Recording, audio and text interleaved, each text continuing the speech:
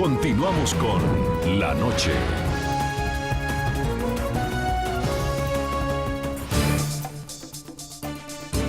Continuamos en el programa La Noche. La Organización de Estados Americanos optó finalmente por abstenerse de enviar una misión de observadores a territorio venezolano, cediendo así de alguna manera a las presiones del régimen chavista. Las arremetidas de Nicolás Maduro contra la OEA contrastan con otros episodios memorables de nuestro continente en los que el gobierno venezolano ha utilizado este organismo para defender a sus aliados. Para nadie ha sido un secreto el divorcio de Venezuela con la Organización de Estados Americanos. El pobre secretario general de la OEA, porque pobre ya da lástima. El régimen chavista, cuando le conviene, utiliza el organismo hemisférico para proteger a sus aliados y cuando no le conviene, aprovecha cada oportunidad para marcar distancia y criticarlo. La última ocasión fue la semana pasada. Nicolás Maduro arremetió contra la OEA y contra el presidente de Panamá, Ricardo Martinelli, quien propuso una reunión del Consejo Permanente de la organización para debatir la crisis venezolana. Nadie va a conspirar impunemente contra nuestro país para pedir una intervención contra nuestra patria. Ya basta ya, ya basta. Paradójicamente, el pasado viernes la OEA terminó aprobando una declaración benevolente con el régimen venezolano al rechazar la intervención y descartar el envío de una misión de observadores a ese país. No habrá reunión de consultas de ministros de Relaciones Exteriores, que era la petición introducida por el gobierno del señor Martinelli y sus apoyadores. Paraguay. En junio de 2012, Paraguay vivió una crisis política de grandes proporciones con la destitución del presidente Fernando Lugo. Para ese entonces, Nicolás Maduro fue uno de los primeros cancilleres suramericanos en viajar a ese país. El Ministerio de Defensa paraguayo denunció que Maduro se reunió con altos mandos militares para que estos se sublevaran contra el nuevo gobierno y defendieran a Lugo. Los papeles son ahora distintos en la crisis venezolana. Caracas rechaza el envío de una misión de la OEA a su país, a lo que la organización le hace juego pese a que en 2012 aceptó enviar a observadores del organismo, incluyendo el propio secretario general José Miguel Insulza, para analizar la crisis en Paraguay, que a diferencia de Venezuela no dejó muertos. Mientras que en Venezuela la situación es mucho más preocupante y alarmante por la brutal represión policial en conjunto con las milicias llamadas los colectivos y con los mercenarios milicianos. Honduras. En 2009, el entonces presidente Hugo Chávez perdió a un aliado importante. El presidente Manuel Zelaya fue removido del poder en junio de ese año. Rápidamente, Venezuela acudió a la reunión extraordinaria convocada por la OEA para analizar la situación en el país centroamericano y apoyó una resolución para expulsar a Honduras de la organización. A solicitud del propio Zelaya, Hugo Chávez acudió nuevamente a la OEA en 2011, esta vez para proponer junto al presidente Juan Manuel Santos de Colombia una resolución que permitiera el regreso de Honduras a la Organización de Estados Americanos. Es un avance en la restitución de los derechos democráticos para todos los hondureños. Ecuador. En 2012, la OEA convocó a una reunión de urgencia para tratar las tensiones entre Reino Unido y Londres por el asilo dado al fundador de Wikileaks, Julian Assange. En clara contradicción con la posición de Venezuela frente a la OEA, el entonces canciller Nicolás Maduro habló de la utilidad de este organismo para promover el derecho internacional y defender a países como Ecuador.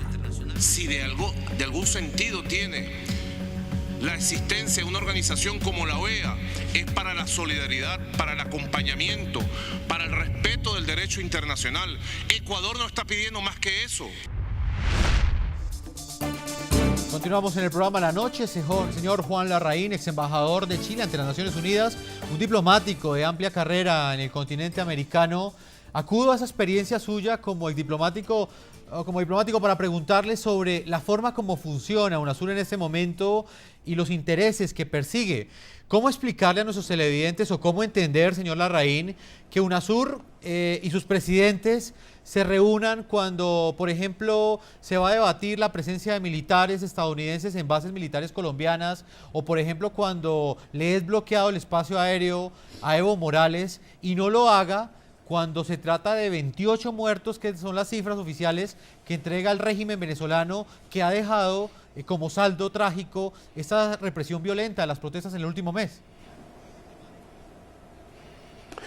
Mire, no pretenda entender lo que ocurre en UNASUR. Lo que ocurre en UNASUR no necesita darle mayores vueltas. Es un organismo creado por el señor Chávez con el consentimiento complaciente del resto de los países latinoamericanos que se han sumado a esto por el soborno, la identidad ideológica o el temor. Y eso es lo que es. Por eso hacerse alguna ilusión, y en eso yo sería muy claro frente a la oposición venezolana, no se hagan ninguna ilusión de la comisión de UNASUR. Es una pérdida de tiempo. No pierdan el tiempo tratando de dialogar con ellos y de presentarles su versión de los hechos. UNASUR no va a adoptar en ningún caso una posición neutral o favorable a la oposición, a la defensa de la democracia y de los derechos humanos. Para UNASUR, el régimen legítimo de Venezuela es el del señor Maduro, a quien le condonan, así como lo hicieron en la época de Chávez, todo. Absolutamente todo. Lamentablemente en Latinoamérica no hay un rey de España que pueda dejar callada a esta gente. Señor Larraín, ¿y a qué se debe esa influencia que tiene el régimen chavista en UNASUR? ¿La prefirieron para discutir o mejor para autorizar, bueno, esta comisión de cancilleres que llegará a Venezuela, la prefirieron por encima de la OEA? ¿A qué temen los mandatarios de UNASUR?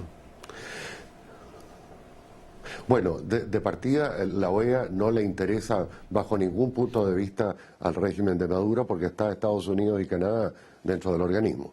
Ahora, en el caso de UNASUR, como le dije anteriormente, el soborno de los petrodólares, la identidad ideológica de otros y el temor de algunos, eso es lo que hace que el régimen de Venezuela tenga la cancha libre en Latinoamérica.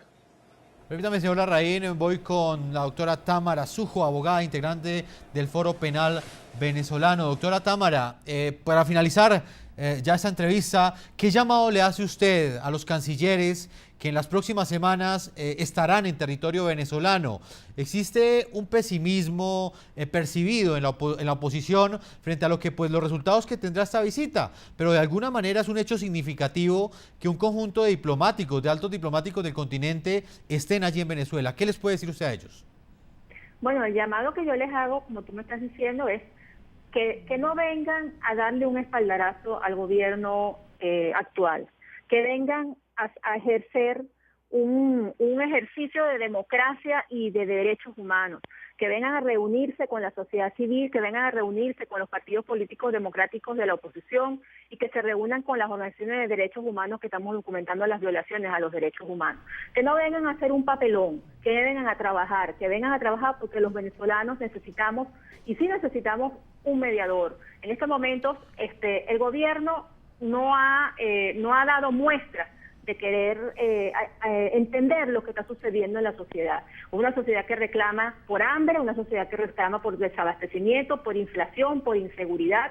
Entonces todo está enmarcado según el gobierno nacional, en un golpe que todo teledirigido desde Estados Unidos, y no es así. Es la sociedad venezolana que se cansó, y se cansó por la pobreza, se cansó porque los recursos petroleros a los cuales nosotros tenemos derecho han sido agotados en otras cosas, menos en los venezolanos. No es posible que un pueblo de un país que es petrolero tenga los abastos y los supermercados vacíos y estemos pasando tanto trabajo. Eso es lo que está pidiendo el venezolano. El venezolano está pidiendo, primero, seguridad; segundo, que no exista discriminación; y tercero, que los recursos